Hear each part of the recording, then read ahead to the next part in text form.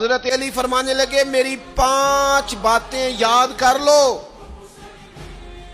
اور فرمانے لگے اونٹوں پر بیٹھ کر تلاش کرنے نکلو گے تو یہ باتیں تمہیں ملیں گی کہیں بھی نہیں، لے لو ہم سے حاصل کر لو، یہ فیض ہے۔ فرمایا ڈھونڈنے نکلو گے نہ ڈھونڈنے تو تمہیں یہ ملیں گی، ڈھونڈنے سے نہیں چیزیں ملیں گی۔ فرمانے لگے 5 باتیں لے لو یار حضرت شیر خدا کی 5 باتیں، آج اس کو سبق کے طور پر رٹا لگا لو، اسے یاد کر لو، دل میں بٹھا لو۔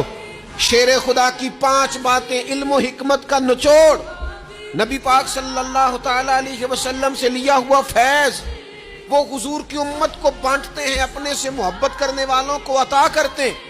حضرت مولا علی شیر خدا فرمانے لگے 5 باتیں لے لو، تم اونٹوں پر بیٹھ کے نکلو گے تو تھک جاؤ گے، لیکن یہ باتیں تمہیں کہیں نہ ملیں گی۔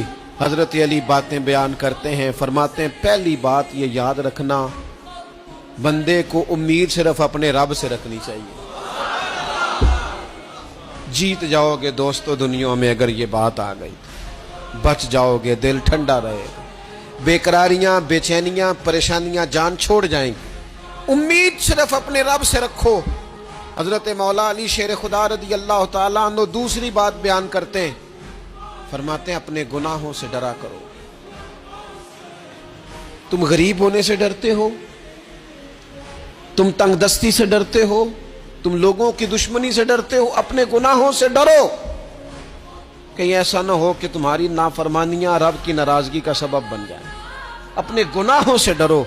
اور تیسرا مولا علی شیر خدا رضی اللہ تعالیٰ عنہ فرماتے ہیں اگر تم جاہل ہو نا، تمہیں پتہ نہیں، تو علم کے بارے میں سوال کرنے سے کبھی نہ شرمانا، پوچھ لینا فائدہ ہوگا، کسی سے بات کر لینا فائدہ ہوگا، کسی سے سیکھ لینا نفع ہو جائے گا، کسی کو مان لینا اپنا استاد، زندگی بھر سمجھدار ہو جاؤ گے، فیض یاب ہو جاؤ گے۔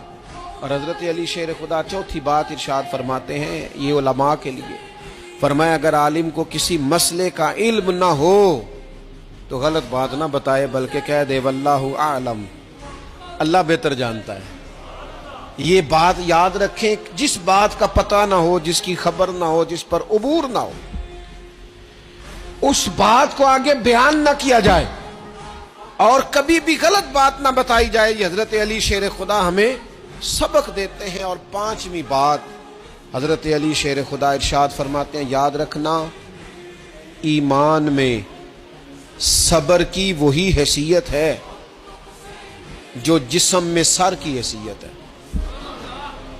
اپنی زندگی صبر کے ساتھ گزارنا، زندگی میں کبھی بے صبرے نہ ہونا، حوصلہ نہ چھوڑ جانا۔ صبر بزدلی نہیں ہوتا، صبر تو اچھی تدبیر کو کہتے ہیں، صبر تو رب کریم کے فیصلے کے انتظار کو کہتے ہیں، صبر تو اللہ کی مدد کے نازل ہونے کے انتظار کو کہتے ہیں۔ فرمایا جو تمہارے جسم میں سر کا مقام ہے وہی ایمان میں صبر کا مقام ہے۔ یہ مولا علی شیر خدا نے ہمیں 5 باتیں